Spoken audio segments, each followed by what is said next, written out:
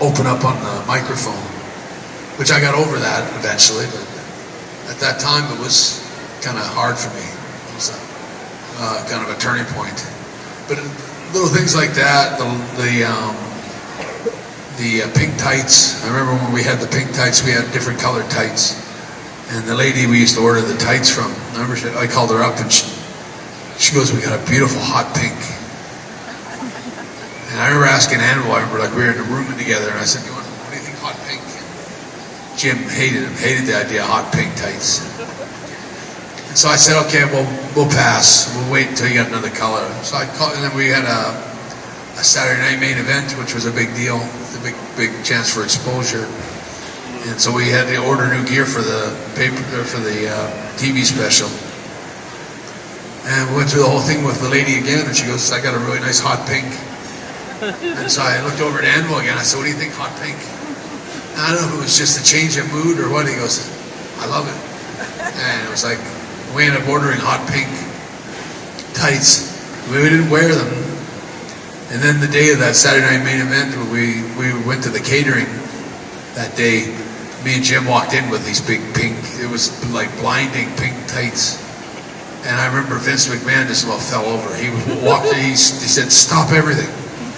Don't move." And I remember like I had my tray in my hand. And when Vince McMahon says don't move, you always think the worst, like, okay, he's gonna fire you or something. He said he loved the pink tights. He goes, "Don't ever change that." He says, "That's what you guys have been missing. You didn't have any color." He goes, "This is your color. Don't ever change it." Even though years later they try to get me to change it all the time, and they might have been right. It was originally wearing pink was supposed to make the wrestling fans mad because we were bad guys then. But when things changed, like a year or two later, I was a good guy.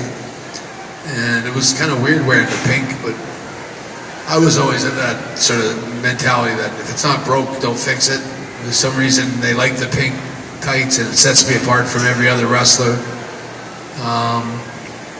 I just was different that way, and I think it led a lot. The pink tights actually worked really well for me and had a lot to do with my success. How involved were you in changing your narrative? You said you went from a bad guy to a good guy. How involved in the stories were you? And I was always pretty involved, especially in the matches. Storylines and things like that was more Vince McMahon. And, in those days they used to throw the big bones to guys like Jake Roberts and Hulk Hogan and Warrior and Macho Man and all those kind of guys. Me and Anvil mostly got tag teams and titles, and we didn't really do a lot of stuff till the 90s came. And then I think once Hulk Hogan, his time had come and gone, really, and they needed a new star with all the steroid scandals that followed Vince McMahon and Hulk Hogan and different wrestlers. They needed a champion that was drug-free and somebody that wasn't going to get a lot of headlines for getting drunk driving. There's always some scandal waiting for the next guy that carries the title in those days. And I think the reason I got the title is because I was drug-free and I was reliable and I was consistent and I was the best. And I think I'm very proud of what I brought to wrestling and how I changed wrestling. I think I changed wrestling for the good, for the better. So I made it about the wrestling. I wasn't about how much muscles or how big my arms were. I had 24-inch pythons, or what mattered about fans remembered about my wrestling was they remembered the match and the guy I worked with. So I think just when I watch the wrestling today and I see all the action that wrestlers are doing, when I watch that, I go, well, these guys are not wrestlers that watched Hulk Hogan. The wrestlers today are the guys that watch Bret Hart and Mr. Perfect. Did you ever consider a career, or at least an opportunity to represent Canada at the Olympics in wrestling? Because you really were technically proficient and an amazing wrestler. Did you ever consider going that route? it was a road I could have taken. In fact, when I was about 19, I had a chance to try out for the British Commonwealth Games and represent Canada. I probably would have been in the top 4 or 5 in the country, maybe. And I didn't want it. I didn't want to be an amateur wrestler. I was so sick of it, cutting weight. Amateur wrestling was a very tough job, hard life, but I had a great experience with it, and I learned a lot. The wrestling skills I learned as an amateur wrestler came in well and worked real well with my professional wrestling style. I always looked like a real wrestler out there. Speaking of your style, you have a couple signature moves, which I'm sure some of us are very familiar with. The Sharpshooter. What was the origins behind that? Well, when they turned me into a good guy, they wanted me to come up with a submission hold. So we kind of talked about different moves, and they told me to go figure out how to put it on. The Scorpion Deathlock, it was called, or something. I went looking around the red dressing room, and I asked a bunch of wrestlers, I said, does anyone know how to put the Scorpion Deathlock on? And one little Mexican guy went in the showers with me and showed me how to put it on, and I turned him over, and basically he taught me the Sharpshooter in the shower.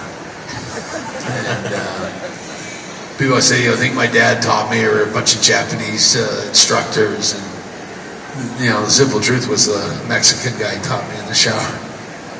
And there was a guy named Conan, the Conan, the Mexican guy. That was, but you still keep in touch with him? I see him once in a while. I'm on good terms with him, but I don't see him enough. But I remember when that move, was Vince McMahon and myself and a guy named Pat Patterson were in a room, and he wanted to come up with a different name for it. And what are we going to call it? And they came up with a bunch of different names, and I think somewhere in there, either me or Vince, I think it was me, he said Sharpshooter. And he goes, that's it, Sharpshooter. Playing on the Hitman. Yeah, and then we made that my move, and I never thought, remember when they asked me about doing a submission hold, I remember thinking, it's too boring. It's not a very exciting way, but Vince told me, he said, we'll make the hold get over. And he was right. It got over. And I had a lot of imagination with the Sharpshooter. I put it on a lot of different ways and put it on people in ways that nobody could imagine, which gave a lot of surprise, a nice surprise element to the matches I had. I want to just sort of put the bug in everyone's mind right now. If you have any questions, we're going to throw to the audience in a little bit here, but so start thinking about those now if you have a few. We got Michael who's going to be running around the audience to try and source those as well, so if you just want to put your hand up, Michael will come and get you to ask that there. But before we go to that end, you've been fairly active in training wrestlers as well, and scouting and finding new ones. Are you still very active in that right now? Well, I don't train anyone. I can instruct maybe, but to be a really proper trainer in wrestling, you have to take a lot of falls, and I can't do that with my concussion history. So, but I've mentored a lot of young wrestlers today, like Bulldog's kid, Harry Smith, and Tyson Kidd, who's starting to get some recognition in the WWE now. Even most of the wrestlers today, from Daniel Bryan to Randy Orton to CM Punk, you can just about name them all. Been guys that I give a lot of advice to. Reach out to them when I see a good match on TV. I'll call them up and tell them I really like their match. So I stay in touch with a lot of the wrestlers today, the young ones. I have a lot of respect for what they're doing today. There's a lot of great wrestlers out there today that are doing as good a job at being pro wrestlers as anybody's ever done. And so I know a lot of fans say it's not the same.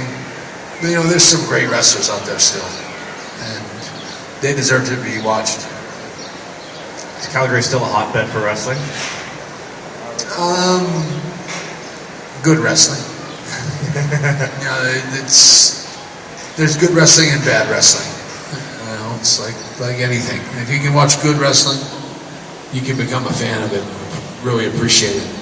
If you watch, it's like magicians. If you watch a really good magician, it's lots of fun. But if you watch a really lousy one, how it exposes how he does all the tricks, and it's like, and if you watch a wrestler that's a really lousy wrestler, it's kind of the same thing. You're watching, I'll never watch that stuff again, kind of thing. But you know, if you just watch a really good wrestler, sometimes it can be a really great art form if you understand it right. Who are some of the people that we should keep our eyes open on right now? Seth Rollins. There's Dean Ambrose is really good, and Seth Rollins is really good, and CM Punk, I don't know if he'll ever come back. Daniel Bryan is a phenomenal wrestler. Roman Reigns. Cesaro is a European wrestler that won the Andre the Giant Battle Royal last year at WrestleMania.